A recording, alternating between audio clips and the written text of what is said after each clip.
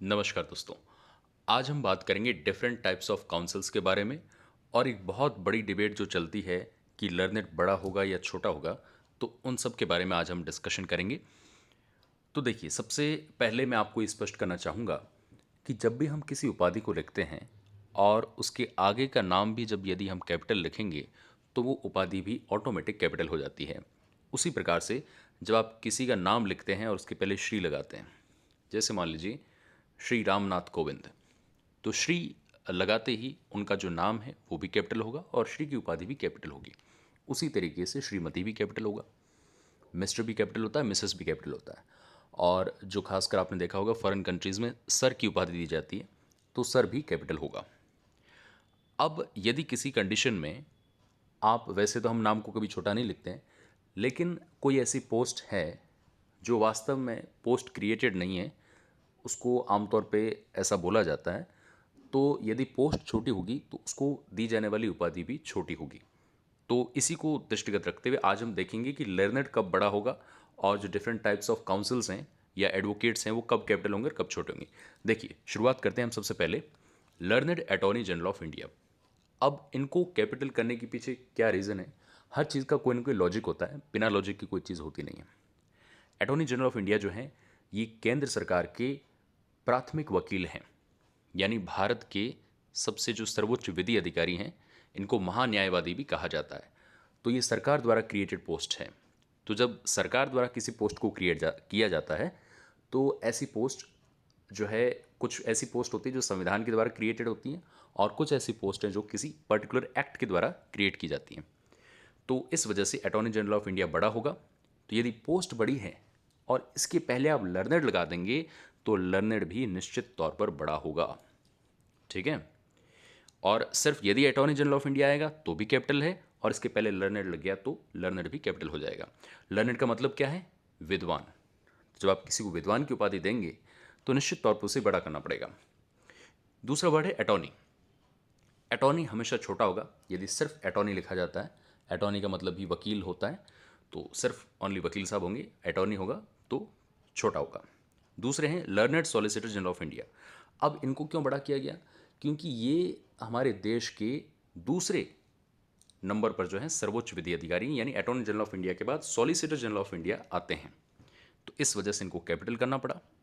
और सिर्फ यदि आप सॉलिसिटर लिखेंगे तो, क्योंकि आज हम डिस्कस कर रहे हैं, तो ये सारे सिनोनिम्स हैं, councils, advocates, solicitor, attorney, barrister, है ना। तो इस वजह से यदि ओनली सॉलिसिटर होगा तो वो कोई पोस्ट नहीं है सरकार के द्वारा, इसलिए वो छोटा हो जाएगा।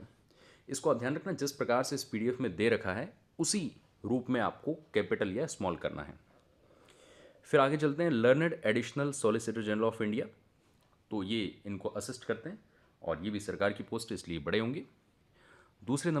अगले नंबर पे आते हैं एडवोकेट ऑन रिकॉर्ड, जिनको AOR भी कहा जाता है। एडवोकेट ऑन रिकॉर्ड का मतलब उन एडवोकेट्स से है जो सुप्रीम कोर्ट में प्रैक्टिस करते हैं। सुप्रीम कोर्ट में चाहे सीनियर लॉयर हों चाहे जूनियर लॉयर हों, सभी को AOR का एग्ज़ाम उत्तीर्ण करना पड़ता है। और जो AOR में रजिस्टर्ड होते हैं वो ही केवल सुप्रीम कोर्ट में पिटिशन फाइल कर सकते हैं। इसलिए सुप्रीम कोर्ट के एडवोकेट्स को एडवोकेट ऑन रिकॉर्ड भी कहा जाता है, इस वजह से इनको कैपिटल किया गया है। आगे आते हैं एमिकस क्यूरी। एमिकस क्यूरी जो है, इनको न्याय मित्र कहा जाता है। न्याय मित्र का मतलब उनसे है जो किसी का पक्ष नहीं लेते हैं, है ना, किसी भी पार्टी का पक्ष ना लेते हुए वो न्यायालय की सहायता करते हैं, कोर्ट की सहायता करते हैं कुछ बिंदुओं की जानकारी इकट्ठी करने के लिए। इस वजह से एमिकस क्यूरी भी कैपिटल होंगे, जो कि कोर्ट द्वारा अपॉइंट किए जाते हैं। आगे है लर्नड एडवोकेट जनरल। जिस प्रकार से आपने अटॉर्नी जनरल ऑफ इंडिया को देखा, उसी तरीके से एडवोकेट जनरल जो हैं किसी भी राज्य के सर्वोच्च विधि अधिकारी होते हैं, जिनको महाधिवक्ता भी कहा जाता है। ये राज्यपाल के प्रसाद पर्यंत रहते हैं, यानी on the pleasure of governor ये सर्व करते हैं। और ये स्टेट के सबसे बड़े जो हैं विधि अधिकारी होते हैं। ये राज्य सरकार की पैरवी करते हैं। तो एडवोकेट जनरल ये भी कैपिटल होंगे, जिनको शॉर्ट में कई बार लर्नड AG भी कहा जाता है। फिर आते हैं लर्नड एडिशनल एडवोकेट जनरल। ये जो है जनरली हाई कोर्ट्स में जो है राज्य सरकार का पक्ष रखते हैं अलग अलग तौर पे डबल एजी के काम होते हैं। कुछ पुलिस डिपार्टमेंट को देखते हैं, कुछ एजुकेशन को देखते हैं, अलग अलग डिपार्टमेंट्स को देखते हैं, और ये भी सरकार की तरफ से ही विभिन्न मामलों पे पैरवी करते हैं, जिनको डबल एजी भी कहा जाता है। इस वजह से ये कैपिटल होंगे। इनको असिस्ट करने वाले लर्नेड असिस्टेंट एडवोकेट जनरल भी होते हैं, ये भी कैपिटल होंगे। फिर आते हैं लर्नेड गवर्नमेंट एडवोकेट। तो कुछ जगह पे डबल एजी को गवर्नमेंट एडवोकेट भी कहा जाता है, जो कि कई बार क्रिमिनल मैटर्स में जो है सरकार की पैरवी करते हैं, और मोस्टली गवर्नमेंट एडवोकेट जो हैं हाई कोर्ट्स में ही प्रैक्टिस करते हैं, जी, मतलब सरकार का पक्ष रखते हैं। फिर आते हैं learned public prosecutor. Public prosecutor आमतौर पे सेशंस कोर्ट में जो राज्य सरकार का पक्ष रखते हैं उनको पब्लिक प्रोसिक्यूटर कहा जाता है, लर्नेड पीपी। फिर आते हैं लर्नेड एडिशनल पब्लिक प्रोसिक्यूटर और लर्नेड असिस्टेंट पब्लिक प्रोसिक्यूटर। ये भी सेशंस कोर्ट में ही राज्य सरकार का पक्ष रखते हैं, लेकिन सेशंस कोर्ट में ये प्रॉपर डीजे कोर्ट में पक्ष न रख के एडीजे कोर्ट और जो मजिस्ट्रियल कोर्ट्स होते हैं उनमें ये सरकार का पक्ष रखते हैं, जिनको लर्नेड एपीपी भी कहा जाता है। अब ये जितनी पोस्टों की हमने बात की है, ये पोस्ट चाहे अकेली आए चाहे लर्नेड के साथ आए, ये हमेशा कैपिटल होंगे। इनके पहले यदि लर्नेड लगेगा तो उसको भी कैपिटल करना चाहिए। तो मेरी आप सबसे ये बिल्कुल करबद्ध निवेदन है कि जब आपकी सर्विस लग जाए तो कृपया इन नियमों का पालन करना, ताकि आने वाली जो जनरेशन है उनको किसी प्रकार का कन्फ्यूज़न ना हो। क्योंकि अभी आज आप देखते हैं कि कहीं पे लर्नेड छोटा है, कहीं पे बड़ा है, तो सब जो है अपने अपने मत प्रकट करते हैं, लेकिन क्या सही है हम उसी के बारे में डिस्कस कर रहे हैं, है ना। मैं उस चीज़ पे नहीं जाना चाहूँगा कि भाई कहीं पे आपको छोटा लिखा मिलेगा, कहीं पे बड़ा लिखा मिलेगा। जो रूल्स है, रूल्स के अकॉर्डिंग हम बात करेंगे। फिर है लर्नेड गवर्नमेंट प्लीडर। अब प्लीडर क्या होते हैं? ये भी एडवोकेट का ही सिनोनिम है, पर्यायवाची है। कई स्टेट्स में प्लीडर शब्द भी प्रचलन में है। तो गवर्नमेंट प्लीडर ये भी सरकारी वकील हैं, तो सरकारी होने की वजह से इनको भी हम बड़ा करेंगे, ये भी सरकार का पक्ष रखते हैं। लर्नेड एडिशनल गवर्नमेंट प्लीडर भी होते हैं, जिनको एजीपी कहा जाता है, ये भी सरकार का पक्ष रखते हैं, इसलिए बड़े होंगे। प्लीडर, प्लीडर किसी भी वकील को आप कह सकते हैं, है ना। वो कोई पर्टिकुलर पोस्ट सरकार के द्वारा क्रिएट नहीं की गई है, इस वजह से हम प्लीडर को छोटा ही लिखेंगे, क्योंकि ये इस पोस्ट का क्रिएशन किसी सरकार के द्वारा नहीं किया गया है। फिर आते हैं लर्नेड स्टेट काउंसिल, जहाँ पे हम गवर्नमेंट एडवोकेट या गवर्नमेंट प्लीडर ना कह के कुछ राज्यों में स्टेट काउंसिल का भी प्रचलन है। स्टेट काउंसिल भी वही हैं जो राज्य का पक्ष रखते हैं, यानी सरकार का पक्ष रखते हैं, तो इस वजह से इनको लर्नेड स्टेट काउंसिल कहा जाता है। काउंसिल में आपका डिफरेंस आपको पता होना चाहिए। एस वाले काउंसिल का मतलब होता है वकील साहब, और सी वाली जो काउंसिल होती है CIL, उसका मतलब होता है कोई भी संघ या परिषद या ग्रुप, जैसे काउंसिल ऑफ मिनिस्टर्स है तो मंत्रियों का समूह है ना, मंत्रियों की परिषद है। उसी तरीके से बार काउंसिल ऑफ इंडिया, जिसको हम आगे देखेंगे, तो वो सभी वकीलों की जो भी लीगल एजुकेशन है उसके बारे में सिलेबस डिसाइड करना, उनके एक्ट्स को फॉर्मुलेट करना, वो सब बार काउंसिल ऑफ इंडिया का काम है, उनका रजिस्ट्रेशन वगैरह करना। देखें आप, स्टेट एडवोकेट, स्टेट एडवोकेट को बड़ा करना इसलिए आवश्यक हो गया क्योंकि ये भी राज्य की पैरवी करते हैं, इस वजह से सरकार की पैरवी करने की वजह से इनको भी हमने बड़ा कर दिया। फिर आ गए काउंसिल।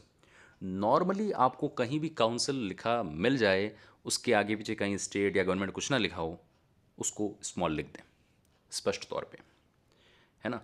अब ये सब कुछ आपको समझाने की आवश्यकता इसलिए पड़ी क्योंकि आपको इन्हें रटना नहीं पड़े, है ना। रटोगे तो फिर कैसे काम चलेगा, इतनी पूरी लिस्ट है।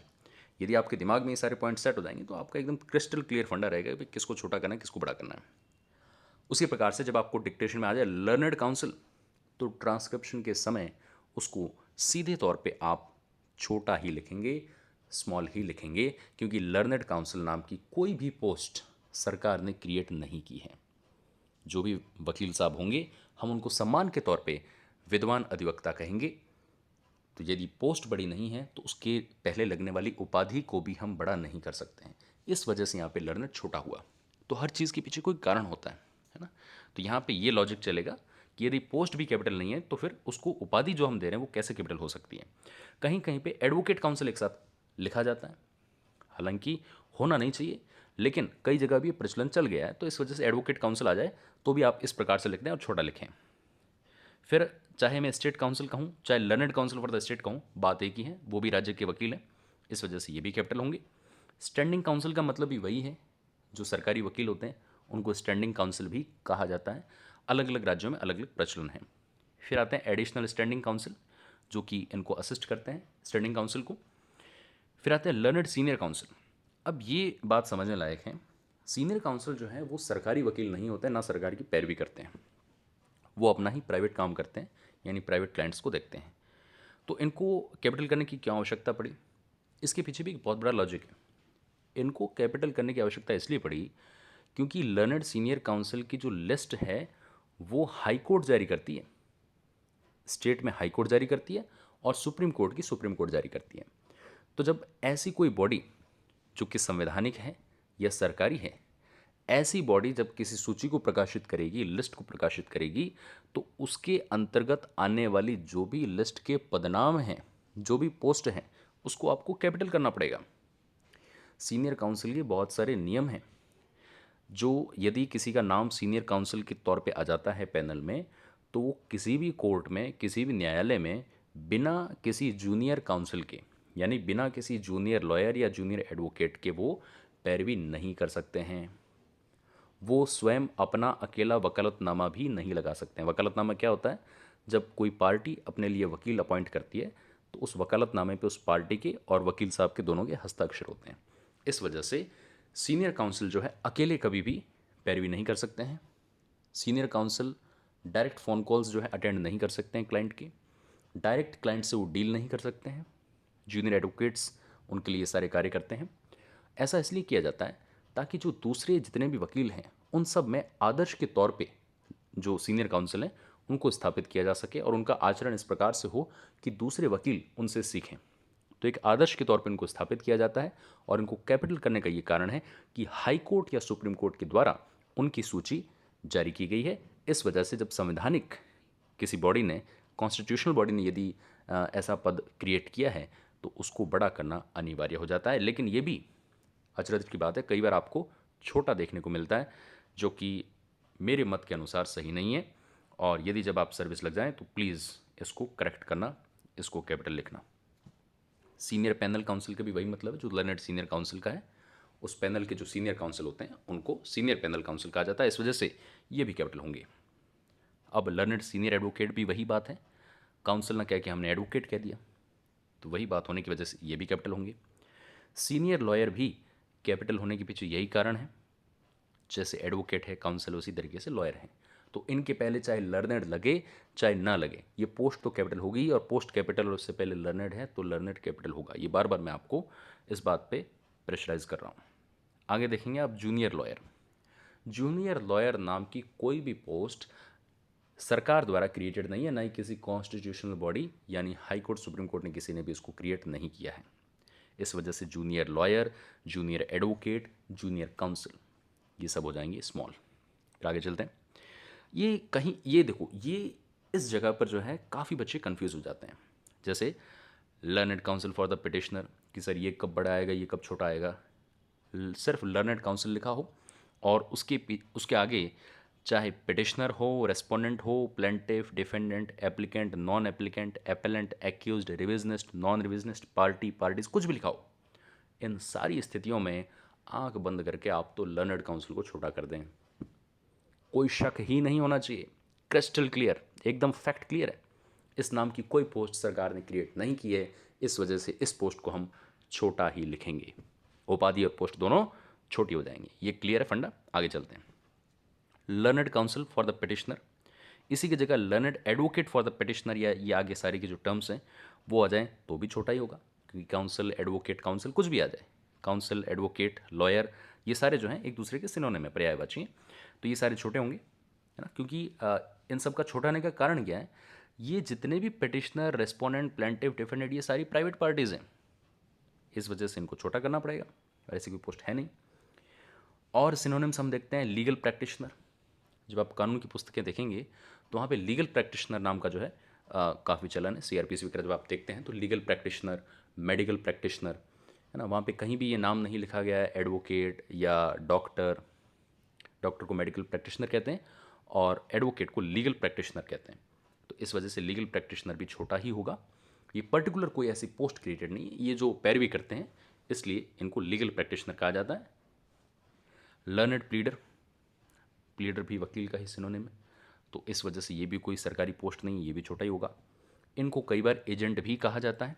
जब हम सीपीसी पढ़ते हैं, सिविल प्रोसीजर कोड, तो उसमें एजेंट भी कहा जाता है, लीगल एजेंट भी कहते हैं, लीगल प्रोफेशनल भी कहते हैं। ये सारी टर्म्स छोटी होंगी।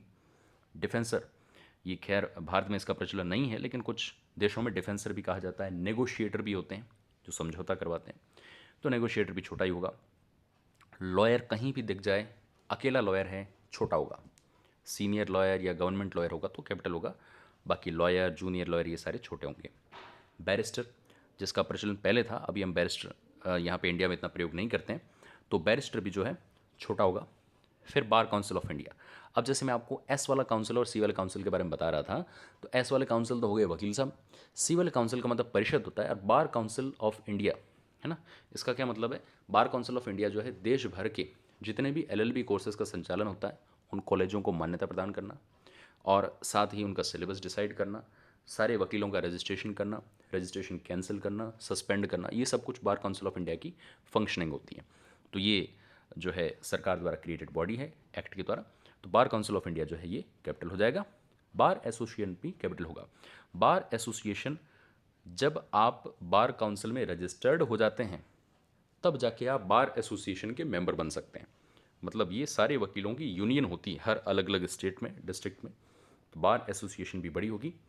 और सिर्फ बार लिखते हैं, बार का मतलब है वकीलों को जब संबोधित किया जाता है तो सारे वकील साहब जो है वो बार में आएंगे। फिर आता है बार एंड बेंच।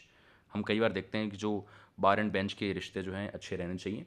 तो बार का मतलब वकीलों के, और बेंच का मतलब पीठ, यानी जजेस के आपस में अच्छे रिलेशन हो, तो उसका जो फ़ायदा है लिटिगेंट्स को मिलता है, त्वरित न्याय प्राप्त होता है। तो ये सब हमने देखा कि डिफरेंट टाइप्स ऑफ काउंसिल जो हैं इस प्रकार से होगा। और भी यदि आपको कोई दिक्कत हो तो आप बताना, और इस चीज़ पे मनन ज़रूर करना कि जब आपकी नौकरी लग जाए तो प्लीज़ मेरा आपसे करबद्ध निवेदन है, लर्नेड का आप ध्यान रखना, ताकि बच्चे कंफ्यूज ना हो कि लर्नेड कहाँ पे बड़ा लिखना चाहिए, कहाँ पे छोटा लिखना चाहिए, क्योंकि आप सभी का अनुसरण ही आने वाली जनरेशन करती है। तो इसको आप ध्यान में रखें। बहुत बहुत धन्यवाद। Thank you.